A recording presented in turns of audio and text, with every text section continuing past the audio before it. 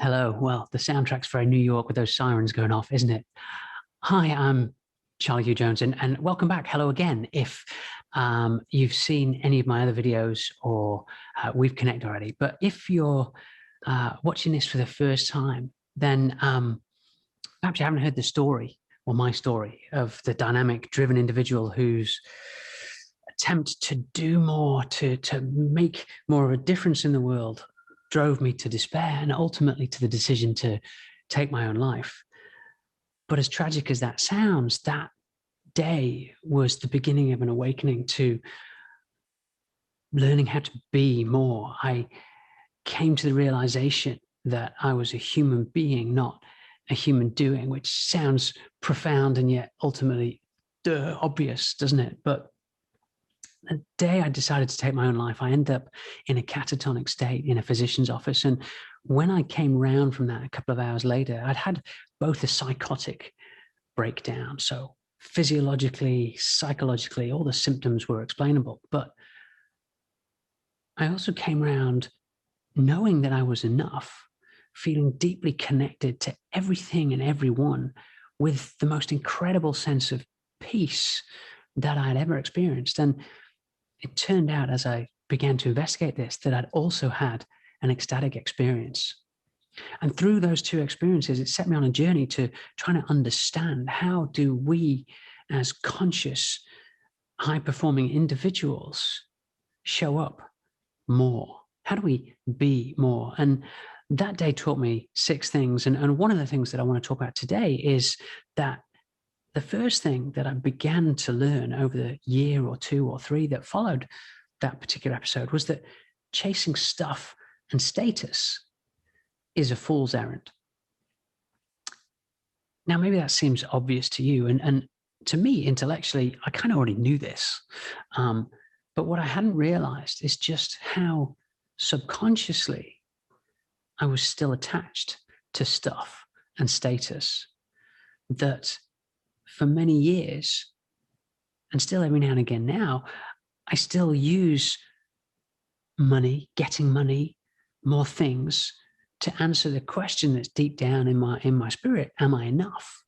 And I sometimes seek approval from other people. I try and find my status in some kind of relative hierarchy.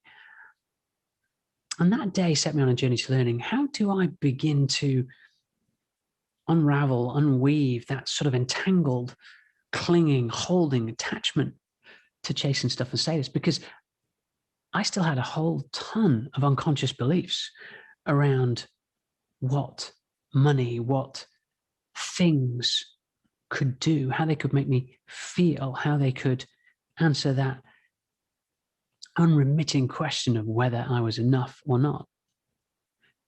And I think there's a whole wealth of studies and information around how do we get caught up in chasing stuff and status? How do we want more things? How do we seek more status when actually they're just totems to tell ourselves that we're enough? It's not the real thing. And so I began to explore the tools and techniques and disciplines and practices to help me loosen my grip just a little on my attachment to things. Now, please don't get me wrong. What I'm not saying is that money is evil, or that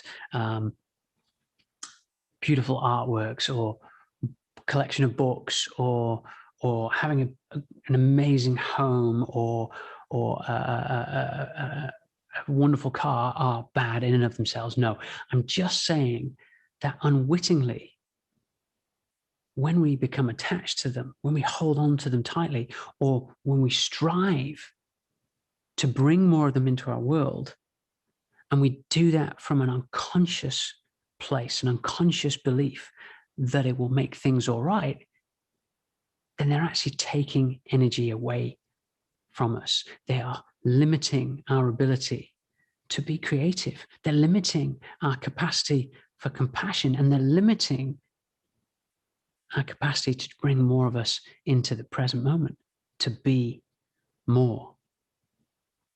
Now, there's a ton of stuff I learned growing up around greed, and I learned a little bit about gratitude as well. And so I began to explore these areas from philosophy right the way back to Aristotle and some of the great thinkers through to the Enlightenment and then the 18th century philosophers, and then right the way through modern day. And then I looked at a whole raft of religions, and yeah, it's really obvious in one sense. And I thought that as a conscious, intelligent, high-performing individual, I'd be immune to all this, but actually, I'm not, and neither are you. And so I had to very proactively, deliberately, and intentionally learn to unravel and unweave that attachment, to let go of my clinging and figure out how to enter into a more balanced relationship with money and with status. So that's what I mean when I'm talking about and saying that chasing stuff and status is a fool's errand. It's never going to be enough. And the moment we put it in a place where it's going to try and tell us we're enough, it ain't going to work. But there's also things we can do as we begin to release our attachment to it that actually, and this is brilliantly paradoxical, more of it begins to flow into our world, and our ability to use money as a tool to make a difference in the world rather than as an answer to a question as to whether we're enough.